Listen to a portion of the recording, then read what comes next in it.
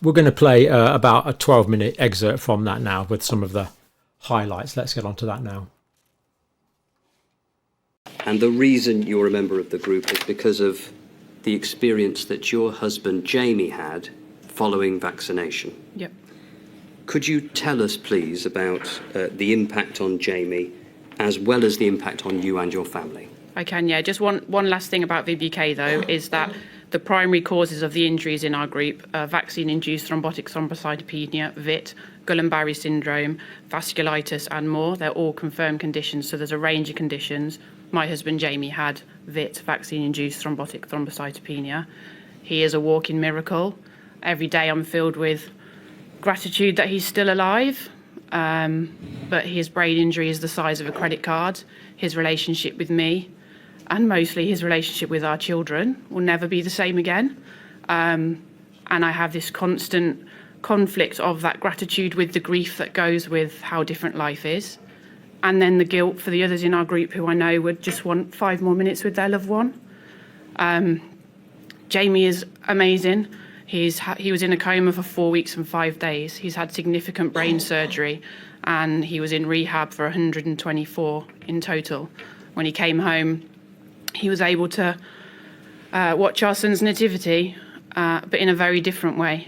He's blind in both of his eyes in his upper right quadrant. He'll never drive. He'll never live totally independently. He can't look after our children for long periods of time independently. He can't split and divide his attention. He has no high functioning ability. He has short-term memory loss. He has processing information challenges. He has auditory challenges.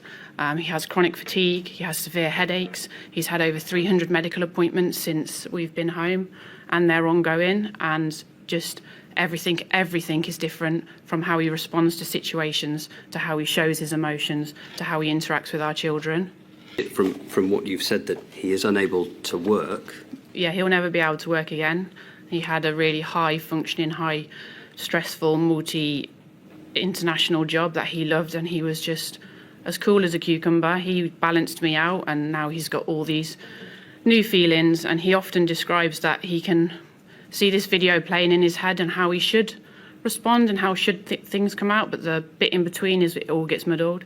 So he's got aphasia, which means that sometimes he can't find or think of the right word, which might mean he calls our children the wrong name, or he'll go upstairs to get something and come down with something completely different, or he'll go to the shop with some support and he'll forget what he's gone to get and come out with different things that don't make up a shopping list that you can't cook anything with. But every day he tries, and it's tiring, and you know, we're grateful that he's alive, but at the moment he doesn't feel like he's living, and he was full of so much life. I don't think that doing the thing the state asked you should put us at risk of losing our house, or people in our group having to use a food bank, having to move house because they can no longer afford it. That's just extra trauma to what we're already struggling through. And in your witness statement, you set out some figures you obtained as a result of a Freedom of Information Act request, which show that as of the 3rd of October 2023, there had been 7,544 claims related to COVID-19 vaccines, and only 3,519 claimants had been notified of an outcome. 361 claims had been awaiting a decision for more than 12 months. Of those, 150 claims had been awaiting a decision for more than 18 months. Yep. And awfully, the data has changed, and those numbers are worse. So as of the 30th of November 2024, there's 17,519 claims to the VDPS. Only 194 of those have been notified that they're entitled to the payment. 416 people have been told that they are unsuccessful because although causation is met, they are not, inverted commas, disabled enough. And of that, there's 1,027 people still waiting 12 months later. Within that, 438, 18 months, and 126 are still waiting nearly 3 years later for the outcome of their claim. What sort of impact is this having on your members, the amount of time they're having to wait for these claims to be processed? Well, most of them have lost their jobs, so paying mortgages, paying rent, feeding your children, feeding your family. Some people there, Dr. Stephen Wright, he died from VIT, one of the first within our group. His wife has lost his income. She looked after the family and brought up a beautiful household that's now without a daddy and without fair income. Another aspect of the scheme is the 60% disablement criteria in order to qualify for a payment under the scheme. Could you explain to us the problems that has posed for your members? A percentage disablement is also somewhat offensive, I feel, but regardless of if it's 10% or 59% or Jamie way over 60% or dead, I guess that's 100% disabled. There's no compensation if you fall below that. We only saw yesterday in the video the consequence of being told, sorry, you're only 55% disabled. It's awful, it's devastating, and then there's nothing for no one to help. Someone in our group was told they were only 20% disabled. It took another year to do the mandatory reversal, and then they were told, oh, actually, you're 90% disabled. Congratulations, here you go. There's other people who are 59% disabled in our group, and only if you've got the strength and will to carry on can you fight that system that is so set against us. If you are this unlucky number or this rare number, but bearing in mind, for our group, it's not rare. Statistics are interesting, aren't they? Within our group, 100% of the people in it was not safe and effective. That is the fact within our group, and we have always had the truth on our side, and the truth is for everyone in our group and the others who don't even know about our group yet, the vaccine was not safe and effective, and this was mostly people who were fit and healthy. Jamie didn't take a medicine in his life. He surfed, he ran, we played rugby and football with the children, all things that he's now unable to do and will never be able to do again. We were known as being the couple, the last two on the dance floor, and this birthday I danced on my own because he's not able to be in that loud, noisy environment. Sorry to interrupt, I really am, but I think I'm going to have to stop you because it's really difficult for me venturing into the area of where we're talking about scientific evidence and acceptable safety levels.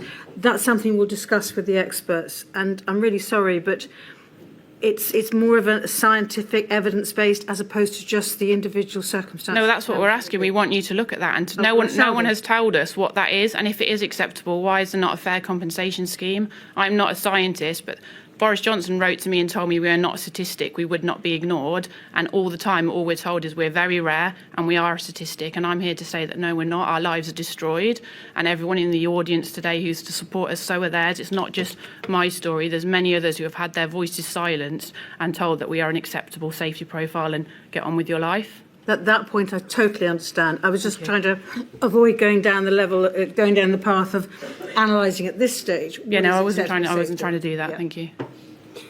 Clearer communication about the risks associated with the vaccines, and that they should have been communicated to healthcare professionals and the public so that people could be on the lookout for the types of symptoms that could arise. Is that right? Yeah, so earlier action and clearer risk communication, we think, could have saved lives. People within our group called ambulances 3 times to be told it was a migraine. It was only on the 4th, when they were seized in bed, that they were taken to hospital, and that was because the risk and the framework had not been communicated to everyone, or you were not allowed to even suggest that vaccines caused injury and bereavement. Posts were removed online of death certificates saying it was misinformation. Accounts were closed, and there was no one to say, hang on a minute, if we know it's going to be that it's accepted that there's risk, there should be a safety process of emotionally and medically supporting these people and helping them afterwards. Another area of concern for your members is the post-marketing surveillance system in the UK, including the yellow card scheme, and people being aware of that scheme and reporting properly through the scheme. You'd like to see that examined as part of the inquiry, is that right? Yeah, as far as we can see, nothing happens after you input that data. So Jamie had a yellow card. Many in our group have got yellow cards. No one has ever contacted me about it. No one has followed up. People's have got lost. People's weren't registered. Sheila Ward's husband, Stephen Ward, who died, she had to contact them to say, oh, just to let you know, he's passed away. He died from his condition because no one followed up. And again, in other countries, after only one instance of this particular condition, and there are more confirmed conditions, but for VIT, for example, one instance of it meant that they could pause it, and they reviewed it to say, what's happening here. Other countries changed much quicker on what age range was being offered that particular vaccine. So this is the speed of the regulatory response in the UK to the blood clot safety issue. That's something that you want the inquiry to examine. Is that right? Yeah, because they have acted quick. Same for Guillain-Barré syndrome. My understanding is the quicker you're helped, the better the outcomes are. So yeah, VIT is my expertise area because that's what happened to Jamie. But there are other conditions that are the same. People were not listened to when they said, I think this is because of the vaccine. If they had been, and if medical people were able to get the right pathways in, then people's outcomes could have been better. You also question whether the yellow card scheme is adequate in that it is a voluntary reporting scheme. Would you like to see some assessment on the part of the inquiry as to whether it is useful to have a mandatory reporting scheme? Yeah, again, I'm not an expert, but I think it should be mandatory. If I turned up to A&E, they asked mandatory questions of things, and that should have been one of them. You know, have you had a vaccine, which is a foreign thing within your body within a certain amount of time? Because especially for certain conditions like Jamie, there's a time frame that is crucial that it only happens in, and if you catch it quickly, outcomes might have been better. Many people, Zion, Lisa Shaw, might still be with us. We will never know that, but had it been communicated properly, then they might have got the right help and support they needed quicker. To Scott, we have gone over a large number of concerns in the course of your evidence, and I want to thank you for the clarity of your answers and for sharing your personal experiences Can I just with us. ask one really last quick thing, is when you speak to all the other experts, the scientists, the pharmaceuticals and the government, is just to remember that we are people, so they can easily omit or not include or not discuss vaccine injury. We know for a fact, I am the fact, these people over here are the fact. It did happen, and they cannot continue to ignore it. Sorry is a strong word, and helping us would make a difference. Thank you very much indeed, Mr. Scott. I'm truly sorry to hear about your husband's Thank you. condition. It must have been extraordinarily difficult for It you, still for is, him, yeah. for the children. Thank you. And I do understand your concerns. I may have intervened about one aspect, but that's only because I think that's for expert witnesses. But I do understand your concerns, and certainly the point you make about your human beings, of course you are. Yeah.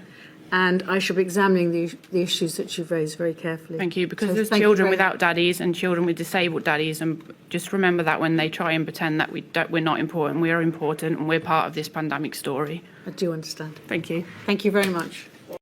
Well, I've been in nurse education and clinical practice for 45 years, and still some of these individual stories really get through to you.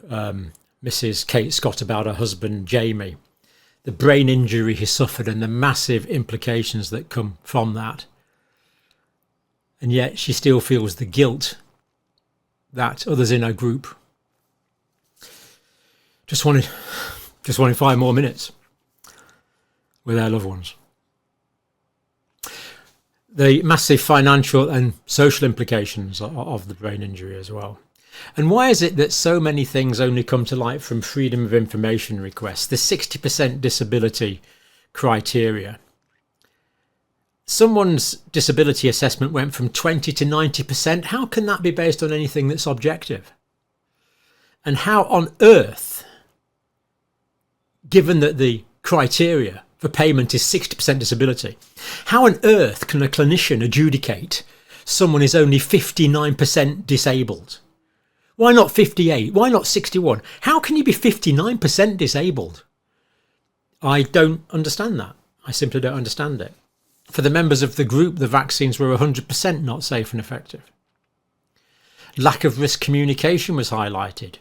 Neurological conditions dismissed as migraines until the person involved started fitting, convulsing. And she said, we are people, not statistics.